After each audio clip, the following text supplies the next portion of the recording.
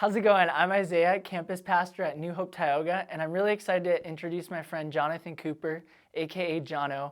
And he's going to bring his story to you guys and just tell you about how God really, over the last few years, has transformed his life and brought him to a life of ministry and where he's serving today. And we're just really happy to have him a part of New Hope Tioga. Do you want the full story or just part?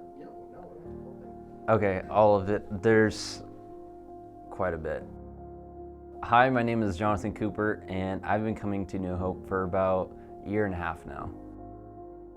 So I grew up in a Christian home, and basically everything we did as kids was involved in the church. Through middle school and high school, slowly started getting bored with church. I said this to my dad one time, which was not a smart idea, but I basically said, like, church is boring, it's just a bunch of old people telling stories. With that, like, we ended up having a falling out with the church. I ended up hating church in high school. I wanted nothing to do with it. And that got me on a course of basically not having any meaning in life. Like, why does life even matter? And through that, I just figured I would work a trade and make a lot of money and then do whatever I wanted to do. I moved to California, started working construction with my uncle, and went to church out of respect for his family because I was living with their family at the time. Still thought it was boring, still thought it was a bunch of old people telling stories. And eventually, him and his family bought me a Bible and wrote in the Bible like all these different letters that they had for me. So I start reading my Bible more regularly, and I didn't know what to read, so I read Proverbs because that's what my dad always told me to do. And in the book of Proverbs, chapter 16, verse 9, it says, "In their hearts, humans plan their ways, but the Lord establishes their steps."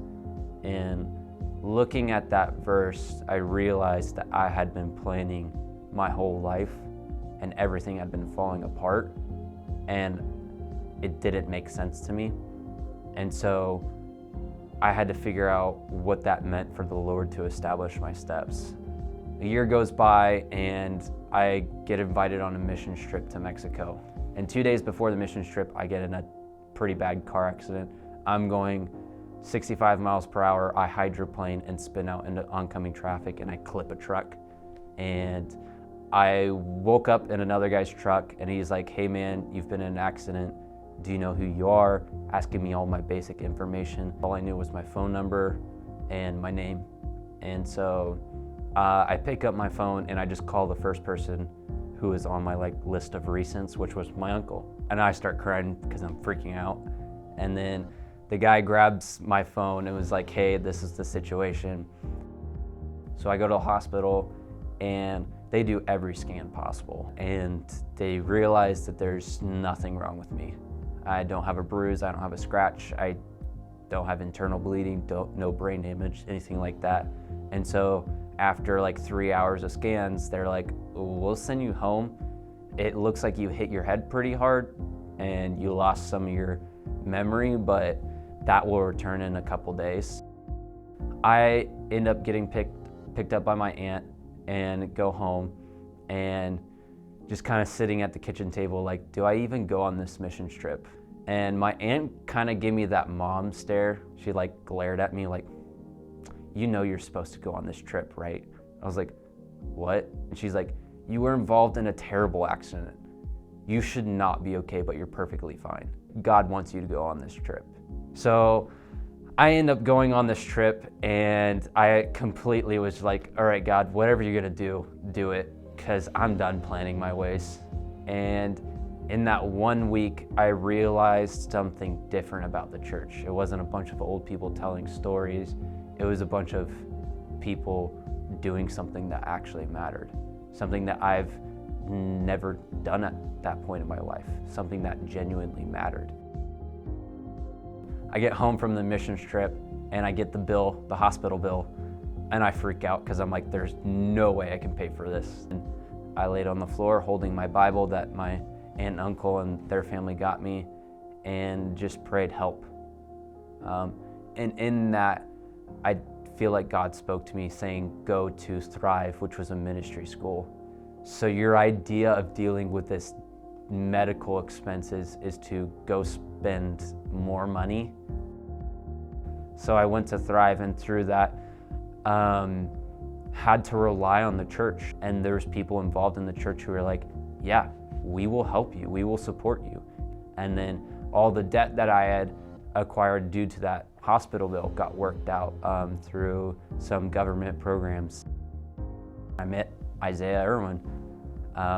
He became my best friend, and he ended up moving back to North Dakota.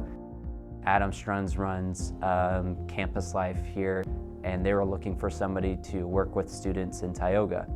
And Isaiah connected me to Adam, and that was what God was calling me to do. He was calling me to help kids who had moved from different areas, help kids who are dealing with this sense of apathy and dealing with the sense of, I have no meaning to my life. God brought me here to help students who are going through stuff that I went through, helping lead them to God. Last night we did a youth group. We were telling the story of the paralyzed man when he's getting carried by his friends and they lower him through the roof to Jesus. And I was like, you guys feel paralyzed. I get it. I'll be the friend who carries you, who leads you to Jesus, even if it's lowering you through a roof, because you need Jesus. He's the only one who can help. And it's been a long journey, but developing the sense of the church isn't just a building. It's a group of people who are committed to one another. And the steps that the Lord established in my life have led me here. And my story matters. It's leading people to Jesus, not being Jesus for them, but leading them to the one that can help them through any situation, leading them to the one who can forgive them of their sins, and not only that, who can heal them. That's my story, is not bringing people to a building, but being the church and bringing the church to them.